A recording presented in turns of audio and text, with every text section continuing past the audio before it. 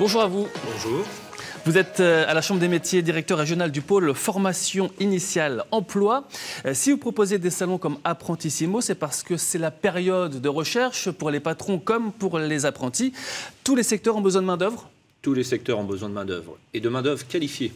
C'est pourquoi on met en avant toujours l'apprentissage, parce que l'apprentissage est la possibilité d'acquérir les codes de l'entreprise. Au-delà d'acquérir les gestes professionnels, c'est aussi acquérir tout ce dont on a besoin pour être un collaborateur efficace et efficient au sein d'une entreprise. La nouveauté de l'année, c'est que l'apprentissage est étendu jusqu'à 30 ans et non plus 25. Est-ce que ce n'est pas une façon de se dire finalement que l'orientation en France, ça ne fonctionne pas? Si on a besoin de se réorienter plus tard, c'est qu'à l'origine, il y a eu un souci. Je vais faire du politiquement correct en disant c'est bien de pouvoir se former dans le cadre de l'alternance jusqu'à 30 ans, mais effectivement, pour moi, c'est un aveu de faiblesse et un aveu de la faiblesse de l'orientation, puisque pourquoi devoir se former à un métier à 30 ans, pourquoi ne l'avoir pas fait plus tôt? Et nous, ce qu'on incite et ce qu'on invite à faire, c'est de savoir très tôt, on doit connaître le métier qu'on a en soi et pouvoir le pratiquer et pouvoir s'y préparer le plus tôt possible, parce que c'est ce qu'il y a de mieux. Ça veut dire que nous en sommes encore là, que l'apprentissage, on n'arrive pas à former, à orienter les jeunes assez tôt et qu'on pousse à faire des études qui ne servent pas à grand-chose pour certains?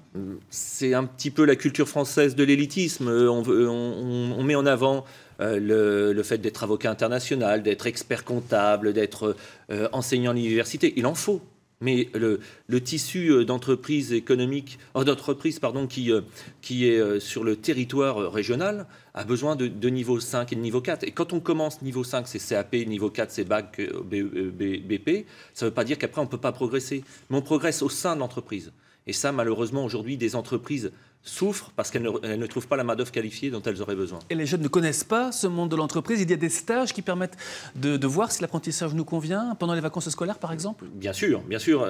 Souvent, malheureusement, l'entreprise, c'est territoire, c'est rendez-vous en terre inconnue, pardon. À ce point-là? Oui, à ce point-là, malheureusement. Alors qu'effectivement, il y a la possibilité de faire des stages pendant les vacances scolaires.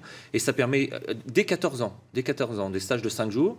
Et ça permet de se faire des lignes sur un CV. Et ça permet aussi de démontrer à un chef d'entreprise qu'on est motivé pour entrer dans le monde du travail. Et justement, pendant Apprentissimo, vous apprenez aussi aux jeunes à faire un CV, une lettre de motivation. C'est pour la première fois pour eux. Ben oui, mais il faut commencer. Il faut commencer. Et quitte à commencer, il faut mieux être encadré et avoir des conseils. Donc il y a un espace multimédia sur le salon Apprentissimo. Il y a les ordinateurs, les imprimantes qui vont bien et surtout des collaborateurs des chambres consulaires qui aident à construire un CV. Il y a des offres, très concrètement, en ce moment. Ce qu'on dit parfois que c'est difficile pour les jeunes de trouver des patrons qui jouent le jeu. Eh bien, qu'ils viennent les rencontrer sur Apprentissimo. Ils sont nombreux. Effectivement, c'est jamais simple, mais il n'empêche qu'il y a des moments comme celui-là où il y aura, par exemple, sur ce salon, il y a 30 entreprises présentes. Au-delà des centres de formation, au-delà des organisations professionnelles, il y a des entreprises avec des offres. Si elles sont là, si elles ont été retenues pour être sur le salon, c'est parce qu'elles ont des offres à proposer. Et elles ont des offres, mais elles ont peut-être aussi des besoins ultérieurs. Et donc, même si au départ, elles ne pensent pas à vous, venez échanger avec elles et peut-être qu'elles garderont votre CV pour une demande ultérieure. Il y a toujours des problèmes d'adaptation entre l'offre et la demande? Jamais simple, c'est jamais simple. Mais il n'empêche que tout le monde doit trouver sa place dans le monde du travail. Il n'y a pas de raison. Les entreprises ont besoin de collaborateurs. Si vous démontrez que vous êtes motivé et si vous allez chercher la qualification nécessaire pour pouvoir répondre aux attentes des entreprises, il n'y a pas de raison que vous ne trouviez pas du boulot. Il y a Apprentissimo, mais vous venez partout. Ça, c'est aujourd'hui et demain à Dijon. Il y aura Fier d'être apprenti à Auxerre le 20 mai, à Nevers le 10 juin. Ces salons, ils servent vraiment à quelque chose? Ah bah, j'espère, on y consacre beaucoup de temps.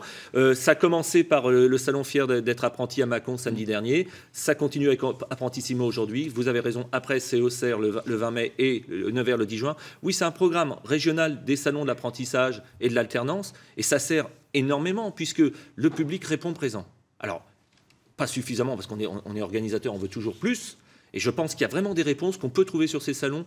Et il faut le marteler, ce message. Venez sur ce type de salon. Venez aussi dans les journées portes ouvertes des CFA. Il n'y a pas d'exclusivité.